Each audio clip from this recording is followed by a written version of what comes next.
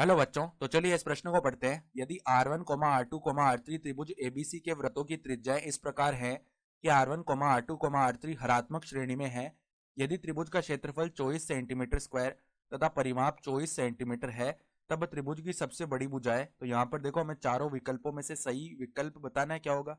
तो प्रश्न में आगे बढ़ने से पहले इस प्रश्न से संबंधित जो मुख्य उदाहरण है उसकी हम चर्चा कर लेते हैं। तो देखो, मुख्य अवधारणा क्या हो जाएगी। हम R1 का मान जानते हैं। देखो, त्रिभुज के लिए क्या होता है, डेल बट्टा में S माइनस ए। R2 का मान क्या होता है, डेल बट्टा में S माइनस बी। और R3 का मान क्या होता है, डेल बट्टा में S माइनस सी। अब यहाँ पर ये जो डेल है ना, ये क्या होता है, त्रिभुज का क्षेत्रफल। S क्या होता है, त्रिभुज का अर्ध परिमाप। तो यहाँ से देखो, अगर हम S को लिखना चाहें ना, तो कैसे लिख सकते हैं, A प्लस बी प्लस सी बट्टा में 2, ये हो गया त्रिभुज का अर्ध परिमाप। और जो क्षेत्रफल है उसको अगर हम हीरोन के सूत्र से लिखें, तो वर्गमूल के अंदर S गुणा में S माइनस ए गुणा में S माइनस बी गुणा में S माइनस सी आ जाएगा। ठीक है, तो पहले तो देखो हम क्या करते हैं, हमें R1, R2 और R3 हरात्मक श्रेणी में दिए हुए हैं। तो देखो, R1, R2, R3 ये किस में है, हरात्मक श्रेणी में है। सही है। तो यहाँ पर देखो, अब अगर R1, R2, R3 हरात्मक श्रेणी में है, तो 1/R1, 1/R2, 1/R3 ये किस में हो जाएंगे, ये समांतर श्रेणी में हो जाएंगे। ठीक है, तो ये समांतर श्रेणी में आ जाएंगे। तो अब देखो, R1, R2 और R3 के मान रख देते हैं। तो 1 में R1, देखो R1 का मान डेल बट्टा में S माइनस ए होता है।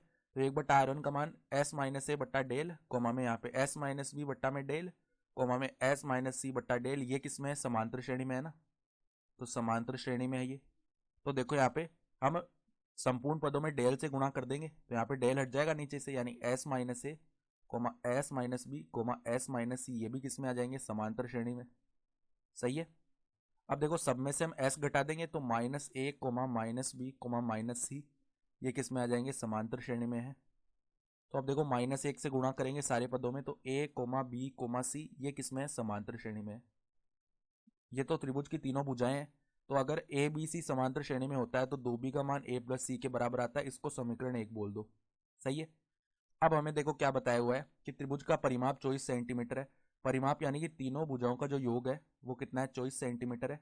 ठीक है, तो इसको हमने 24 के बराबर रख दिया। अब a प्लस सी का मान कितना है, 2b है ना, तो उसकी जगह 2b लिख लिया, प्लस में b बराबर में 24, यानी कि 3b का मान जो है वो 24 आ जाएगा।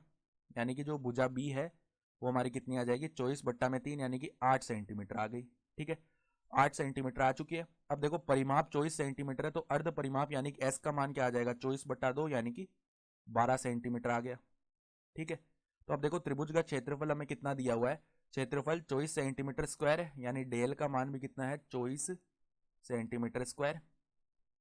तो अब देखो, हीरोन के सूत्र से क्या लिख सकते हैं, वर्गमूल के अंदर S यानी कि अर्ध परिमाप का मान है 12, 12 गुणा में 12 माइनस ए का मान देखो हमें पता नहीं है, तो 12 माइनस ए। सही है। फिर देखो, हमारे पास में क्या दिया हुआ है, यहाँ पर 12 माइनस 8 हो जाएगा। सही है। फिर क्या करना है हमें, यहाँ पे हमें मान निकालना है सी का। ठीक है, तो देखो, सी का मान अब किस प्रकार से लिखा जा सकता है। हमें देखो ये पता है कि यहाँ पे 2b जो है वो a प्लस सी के बराबर है। ठीक है, और यहाँ पर b का मान भी आ चुका है। तो समीकरण 1 से देखो, अगर हम b का मान रख दें, तो 2/16 बराबर में a प्लस सी हो जाएगा ना। तो c का मान हम क्या रख सकते हैं, 16 माइनस ए। सही है। तो अब देखो, हमें s माइनस सी करना है, यानी 12 माइनस 16 माइनस में मतलब प्लस का 1 हो जाएगा, माइनस माइनस। तो ये देखो, अगर हम मान निकालेंगे किसका, यहाँ पर s गुणा में s माइनस, देखो s गुणा में s माइनस ए गुणा s minus B s minus C लिखेंगे ना, तो 12 माइनस में देखो c का मान रख देते हैं हम, क्या है, 16 माइनस ए। तो 12 माइनस 16, ये तो गया माइनस का 4, यानी यहाँ पर a माइनस का 4 इस प्रकार का पद बनेगा। और ये किसके बराबर है, 24 के बराबर है। यानी कि देखो, वर्गमूल के अंदर यहाँ पर क्या बन गया, 12 गुणा में 12 माइनस ए, ये बन गया हमारे पास में 4 गुणा में a माइनस 4 बराबर में आ जाएगा 24। तो अब दोनों तरफ स्क्वायर कर लो, यानी कि हमारे पास क्या बनेगा, 12 गुणा में 4, ये तो हो गया कितना, देखो 12 गुणा 4 लिख लिया। यहाँ पे वर्गमूल हट जाएगा स्क्वायर करने पर, गुणा में 12 माइनस ए गुणा में a माइनस 4 बराबर में देखो 24 गुणा में 24 आ जाएगा। तो अब देखो, 12 जो है ना वो 24 को 2 बार विभाजित करेगा। ठीक है, 4 जो है वो 24 को 6 बार विभाजित करेगा। यानी कि देखो, अब अंदर गुणा करते हैं, तो 12a माइनस में 48 माइनस का a स्क्वायर प्लस में क्या आ जाएगा, 4a बराबर में 2 गुणा 6, यानी कि 12 आ चुका है। सही है।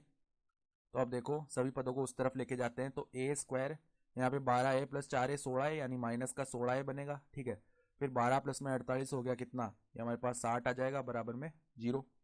ये पद बन रहा है। ठीक है, तो अब देखो इसको आगे हम किस प्रकार से सरल कर सकते हैं। आगे देखो, अगर हम इसे सरल करना चाहते हैं तो ए square minus 10a minus 6a ऐसे लिख लिया, माइनस 16a को, प्लस में 60 बराबर में 0।